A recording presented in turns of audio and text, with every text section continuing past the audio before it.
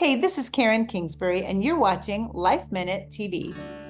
New York Times bestselling author Karen Kingsbury is one of America's favorite inspirational storytellers, with more than 25 million copies of her award-winning books in print, many of which have developed as major motion pictures. Her latest, Someone Like You, is one of them, but this time Karen and her husband Donald used their savings to make the film all on their own without the help of studios or investors. We caught up with her from her home state of Tennessee this week to hear all about it. This movie was sort of inspired by the book, obviously, Someone Like You. The idea of two sisters separated at the Petri dish. One grows up in her biological family's home, and the mom can't have any more children, so they donate the other embryo, who sits on ice, deep cryopreservation for 4 years, and then becomes the child of a husband-wife doctor team states away. Neither sister having any idea about the other, and then a love story that kind of plays out of a guy who was in love with his best friend London, but something tragic happens to her. He finds out she was conceived in vitro fertilization, and there's another embryo, and whether it was a brother or sister, it's kind of a final act of love he can do for London.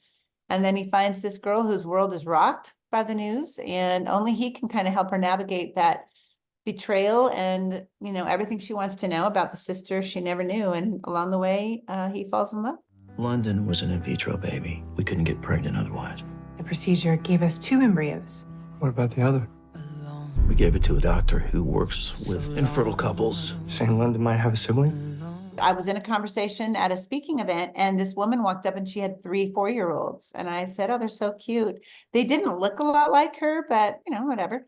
And she said, "Well, you might want to know, you might find this interesting, but they were all adopted as embryos." And that was just a complete foreign concept to me. I had no idea that that was even a possibility. And so I began to do research and found that there's up to 1 million embryos on ice awaiting adoption right now. And I didn't even know that was a thing. So that started the story in my heart. And the way it looks right now, the way it is on the big screen, is just exactly like what I had in my heart to begin with. It's a very deep story. And we didn't want a kind of a lighthearted Christian film. We wanted it to feel like a mainstream movie that would, be able to hold up to other stories.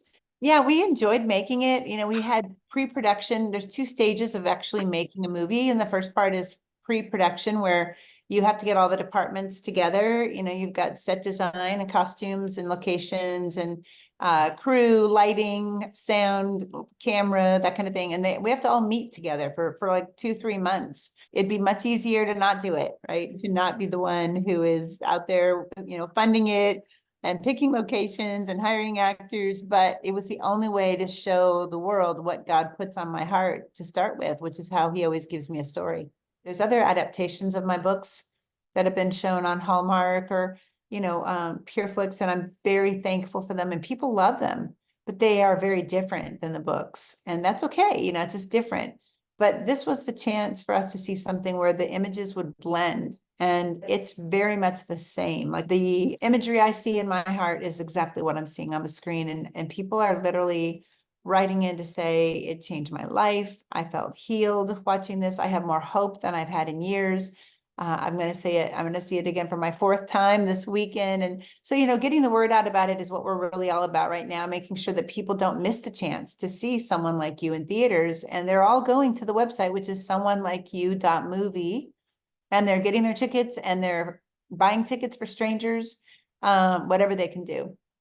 My dad, he's been in heaven now for many years, but when he was alive, he often said just beautiful poetic things. And one that he would often say was that life is not a dress rehearsal. You have one chance to write the story of your life, and let's make that story a bestseller. So while I've written, dozens of best-selling books, the one I care most about is the bestseller I'm writing with the days of my life. That's the one that has to matter the most.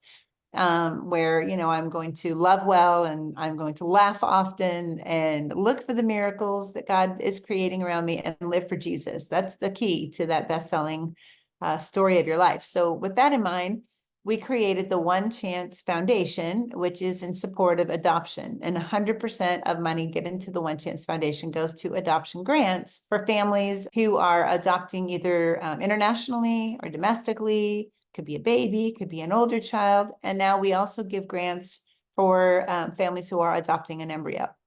Everybody, go check out Someone Like You. An amazing story. It looks unbelievable, and it pulls at the heartstrings. Yeah, I cried. It got me emotional. Taylor and Tay Lautner have a foundation called the Lemons Foundation and a podcast called The Squeeze. And they are all about helping people with mental health. And so they love the movie. They watched Someone Like You. I gave them a screening link to see it before it was in theaters. We kind of made a connection and I said, you know what, let me give a percentage of the proceeds of tickets to the Lemons Foundation so we can help people to keep on turning the pages of their story so that they would make it to the next day in the story that God is writing with the days of their life. And so that's the goal with that. And I have many other actually ministries and organizations that we're giving a piece of the proceeds to, and they've also come alongside me and helped get the word out. And that's really the only way I can do it. I'm an independent filmmaker with no studio help, and we funded the movie and the marketing by ourselves. So in order to have, it be heard by the masses, I needed big partners like the Lautners to just help me get the word out. And it's been a great process. We're so happy. We could not be happier with how people are responding to Someone Like You in theaters. So they can go to someonelikeyou.movie and find the theater near them. And then if they can't afford a ticket, we have a program called Share the Hope. And they can, every morning we have tickets that are free that are available, and they run out every day. But if you get there early enough, you can get a free ticket to see Someone Like You. And then we have other people who are buying tickets for strangers because they just want to help other people experience the hope of this movie. So, we don't have any plans for this movie to be anywhere except in the theaters. So this is the time to go see it.